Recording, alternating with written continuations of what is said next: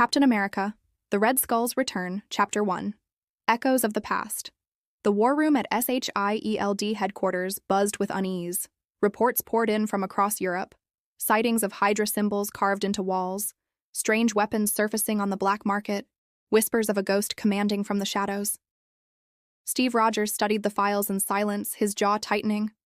The name haunted every report, etched like a scar from history itself. Johann Schmidt, the Red Skull. Steve remembered the moment he'd watched Schmidt vanish into the blinding light of the Tesseract, consumed by the very power he craved. He had believed it was the end. But evil never truly dies. It waits. Evil doesn't stay buried, Steve muttered, adjusting his shield straps. If the skull had returned, the world would once again teeter on the edge of chaos. Chapter 2. Into the Alps. The trail led him to the Bavarian Alps. Snow bit at his skin as he ascended, boots crunching over ice, breath forming clouds in the frigid air.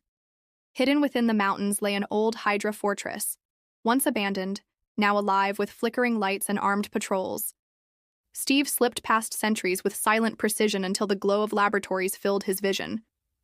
Inside, scientists worked feverishly, machines hissed, and glass chambers held twisted figures, failed experiments in pursuit of the perfect soldier. The sight churned Steve's stomach. HYDRA's obsession with power hadn't faded. It had only grown darker. Chapter 3. The Skull Revealed. Then he heard it.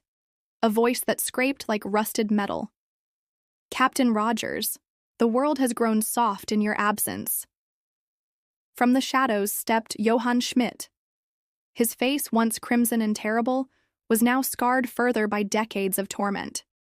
His uniform was tattered but regal, his eyes burning with fanatical fire. Steve raised his shield, heart steady.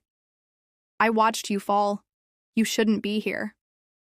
The Red Skull smiled, a twisted parody of triumph.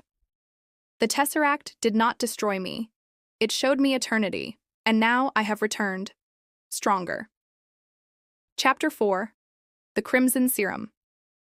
The skull held up a vial of glowing crimson liquid swirling with unstable energy. This, he declared, is perfection, an evolution of Erskine's formula. Where you became a man, I shall become a god. Steve stepped closer, voice cold. The last time you reached for power, it consumed you. This ends tonight. But Schmidt only laughed. You speak of endings, Rogers. I speak of beginnings. Chapter 5. Clash of Titans. The fortress erupted with violence. Red Skull injected the serum into his veins, his body convulsing before surging with monstrous strength. Muscles bulged, veins glowed faintly red, and his laughter shook the walls. He struck first, his punch sending Steve crashing through a steel wall. Steve staggered but rose, shield braced. Every blow from Schmidt landed like a hammer, but Steve countered with precision. Blocks, strikes, the shield spinning in perfect arcs. The two titans clashed, their battle shaking the mountain itself.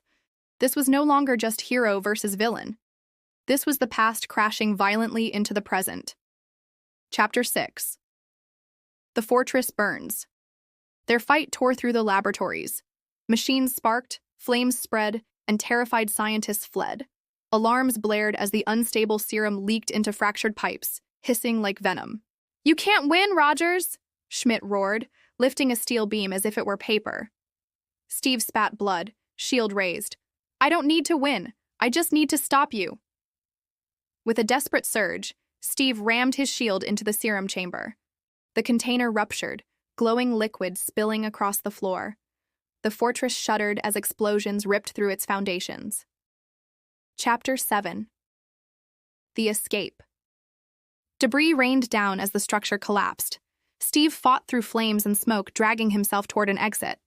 Through the chaos, he saw the Red Skull retreating into the shadows, his enhanced body carrying him into secret tunnels. Their eyes met briefly, burning hatred against unwavering resolve. This isn't over, Rogers, Schmidt snarled before vanishing. Steve barely escaped as the fortress imploded, fire lighting the night sky. Snow melted into steam as rubble swallowed the laboratories whole. Chapter 8.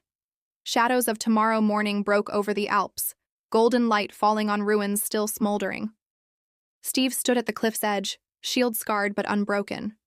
The enemy had survived. HYDRA had endured, and the Red Skull was free once more.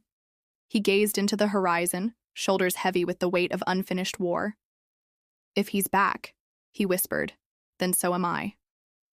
The world had entered a new age of machines, technology, and fragile peace. But Steve Rogers knew one truth. No matter how many times HYDRA rose, no matter how often the Red Skull returned, Captain America would be there to stand in the way. Because evil never rests, and neither does he.